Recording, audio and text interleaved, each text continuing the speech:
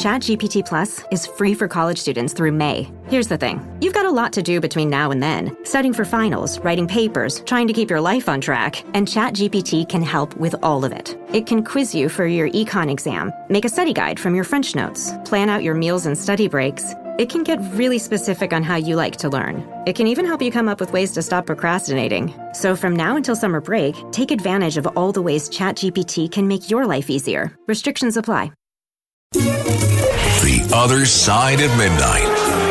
77 WABC. Local Spotlight. Good morrow, everyone. This is The Other Side of Midnight on 77 WABC. I'm Frank Morano. Ladies and gentlemen, let me ask you a simple question. Would you hand over the keys to your house to a stranger without knowing their intentions or where their loyalties lie? Probably not. Yet that seems to be exactly what the Adams administration is doing with the downtown Manhattan heliport. The heliport isn't just any piece of real estate. It's the site where Marine One, the president's personal helicopter, lands when visiting New York City. It's also used by U.S. military and federal law enforcement. This is critical national security infrastructure. Yet the city has chosen a partnership between two foreign companies, one British, one French, to manage the heliport. These firms, Skyports Infrastructure and Groupie ADP, may boast impressive resumes, but they are not American entities. Their allegiances, business interests, and potential obligations to foreign governments or corporations raise a very real concern. What happens to the sensitive information they might gain access to? Jonathan Wackrow is a former Secret Service agent, and he called this decision odd and rightly raised the alarm. Where will this information go, he asked. It's a good question, and one the city has not sufficiently answered. Now, the Economic Development Corporation says it consulted with federal agencies and found no security risks. But let's not forget, this is the same city government that couldn't even control the chaos in its own migrant shelters. Do we really trust their assurances when it comes to protecting the president's security? Supporters of this move argue that these companies bring expertise in quieter, greener aircraft, and I'm all for reducing noise pollution and improving quality of life, but there are plenty of domestic companies capable of managing the heliport while keeping our national security firmly in American hands. Why wasn't that the priority? Some say this is a done deal, a 5-year, $14.7 million contract set to begin in 2025, but contracts can be reevaluated and decisions can be reversed. The downtown Manhattan heliport is not just another transportation hub. It's a critical gateway to the heart of our nation's largest city. This isn't just about helicopters. It's about trust, control, and the principle that certain things, like the safety of our commander-in-chief, should never be outsourced. Mayor Adams, you have a chance to rethink this decision. Let's bring this vital infrastructure back under American management where it belongs. After all, when it comes to national security, it's better to be safe than sorry. At least that's my philosophy. We'll see what happens. Beam me up! To be continued. We off? 30 seconds of carefree bliss. Oof, like wind in your hair carefree. Oh, like using Clorox Disinfecting All-Purpose Cleaner in the home carefree. Yes! Like dog slobbing on the coffee table and cleaning it with Clorox Carefree? He's on a roll now. Spit toothpaste on the faucet? You got it. You got it. Peanut butter on the light switch. Oh, spritz, spritz. Spritz, spritz. Clorox, man. Clean feels good. Okay, we're back. Use as directed. The Other Side of Midnight. 77 WABC. Local Spotlight. Good morrow, everyone. This is The Other Side of Midnight on 77 WABC. I'm Frank Morano. Governor Kathy Hochul has announced a plan to send $3 billion in inflation refund checks, that's a new one, to New Yorkers. If approved, the plan would deliver $500 to joint filers earning less than $300,000 and $300 to individuals earning up to $150,000. This proposal, framed as part of the governor's State of the State address, is tied to a surplus in sales tax revenue driven by inflation. At first glance, it's hard not to appreciate the gesture. Who doesn't want a little extra money in their pocket, especially during tough economic times? I'll be the first to admit I'll happily cash my check, but let's take a closer look at what's really going on here. Governor Hochul claims this refund will put money back in taxpayer pockets. But let's not kid ourselves. This isn't a gift. It's our money. Taxpayer money being handed back to us in small doses. It's like borrowing $20 from a friend and then expecting a thank you when you return $5. This plan, in my view, is blatant political spitballing. With a re-election campaign looming, Governor Hochul seems to be playing the oldest game in politics, trying to buy votes with taxpayers' own dollars. And while that may be politically savvy, it's terrible fiscal policy. The problem with one-time rebates like these is that they don't address the root causes of economic hardship. They're a Band-Aid on a much deeper wound. Sure, $300 or $500 might help with a grocery bill or some holiday shopping, but it won't make rent cheaper, lower utility costs, or address skyrocketing housing prices. What's more, using a sales tax surplus in this way is short-sighted. That money could have been used to fix long-term problems, funding infrastructure projects, improving public transportation, or shoring up the state's rainy day fund. Instead, it's being doled out in checks that will be spent quickly and leave no lasting impact. Even watchdog groups agree. The Citizens Budget Commission points out that this is the kind of gimmick that leaves the state vulnerable to future crises. And they're right. What happens when a real emergency hits and we've spent our surplus on quick fixes? Ultimately, Governor Hochul's plan is transparent. It's designed to make voters feel good in the short term without solving the real issues that matter. And while I'll certainly enjoy my check, and I'm sure a lot of you will as well, I won't let it cloud my judgment. New Yorkers deserve better than political theatrics. They deserve real solutions to real problems. Hey, if there's a sales tax surplus, maybe we should reduce sales taxes. Beam me up! To be continued. Impact confirmed. The Slayer has been activated. Demonic threat level increasing. Hold the line! All the power of hell cowering before one man.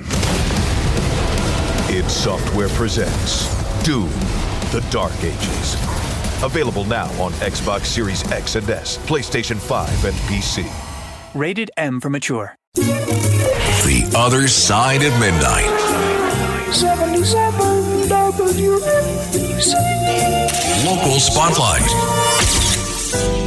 Ladies and gentlemen, we are on the brink of a historic milestone. New York City's 400th anniversary. That's right. 4 centuries ago, Dutch settlers laid the foundations of what would become the greatest city in the world. Yet, as we approach 2025, the preparations for this monumental celebration seem to be floundering. Where is the sense of urgency? Where is the civic pride? This isn't just a chance to throw a party. It's an opportunity to reflect on and celebrate the rich history that defines us as New Yorkers. From Henry Hudson's exploration of the river that bears his name, to Peter Minuit's famous and often debated purchase of Manhattan, to the transformation of New Amsterdam into New York, our story is one of resilience, diversity, and ingenuity. Other cities would kill for this kind of history. Boston embraces its Revolutionary War roots. Philadelphia wears its role in the birth of America as a badge of honor. But New York City, we're the city that never sleeps, the melting pot of the world, and the birthplace of countless movements, industries, and innovations. We should be leading the charge in celebrating our quadricentennial, not scrambling to organize it. The Quadricentennial Commission, led by Adrian Bogart III, a descendant of the original Dutch settlers, has been trying to rally City Hall to coordinate efforts. So far, crickets. That's not just disappointing, it's a dereliction of cultural duty. Mayor Adams rightly called 2025 a year to look back on how far we've come. But where's the follow-through? This celebration should be big, really big. Free concerts in Central Park, historical reenactments in Battery Park, museum exhibits spanning all 5 boroughs, street fairs showcasing the city's unparalleled diversity. And let's not forget our landmarks, the Statue of Liberty, Ellis Island, and the Brooklyn Bridge. They're not just tourist attractions, they're symbols of the spirit we're celebrating. But beyond the festivities, this is about civic pride. It's about teaching the next generation that New York City's greatness didn't happen by accident. It's the result of centuries of hard work, sacrifice, and vision. New Yorkers, let's not let this opportunity slip through our fingers. Let's demand that City Hall step up and give our quadricentennial the attention it deserves, because if there's one thing we know how to do, it's to rise to the occasion and make history. 400 years in the making, this is our moment. Let's make it count. You know, nothing drives me more crazy than meeting New Yorkers that live here and have grown up here, and all they do is fantasize about moving to Florida. Come on! Let's give a reminder to the world about how great of a city this is. Beam me up! To be continued. This episode is brought to you by Principles. Are there limits to the U.S. government's debt growth? What will happen if the debts are not curtailed? What should policymakers or investors do? Those are urgent questions that legendary investor and New York Times bestselling author Ray Dalio addresses in his new book, How Countries Go Broke: The Big Cycle. The book comes out in June and is available for pre-order today, wherever books are sold. The Other Side of Midnight. 77 WABC. Local Spotlight. Once again, the New York City Department of Education is finding new ways to fail some of its most vulnerable students and their families. This time, the city is offering families who missed a June 1st deadline to file for special education services a so-called olive branch, but it's more like a thorny briar. Earlier this year, we talked about it at the time, the Education Department enforced a deadline that had been loosely observed in previous years, leaving 3,000 private school students with disabilities without crucial services like speech therapy or occupational support. Now, as the city attempts to restore these services, it's demanding an outrageous price. Families must waive their right to sue the city in exchange for receiving services their children are entitled to under state law. Think about that. Let's call this what it is. Blackmail. The city is essentially holding these families hostage, forcing them to choose between helping their children now or preserving their legal rights to seek compensation for months of lost services.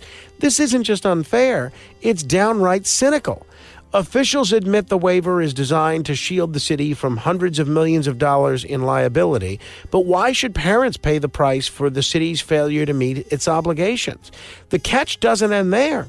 Even with the voucher offered, families may still face insurmountable challenges. The rate the city is willing to pay providers often doesn't match what those providers charge, leaving families scrambling to find someone who will accept the voucher. For some, it's a Herculean task that leaves their children with no services at all.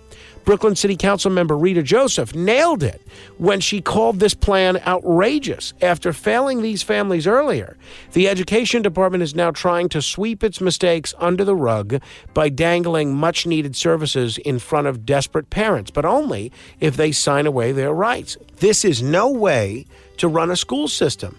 Parents shouldn't have to choose between what their children need today and what they're owed for the city's failures yesterday. And we as a city should be asking why our leaders are so quick to prioritize legal liability over the well-being of children with disabilities. I mean, if this was the bureaucrat's Bible, this would be one of the early books. If the Education Department truly wants to do right by these families, it must restore services without strings attached. Anything less is just another failure in a long line of them. Families deserve better, their children deserve better, and New York City, the supposed beacon of progress and opportunity, must do better. Let's keep holding our city accountable, because New York's most vulnerable residents are counting on us. Beam me up! To be continued.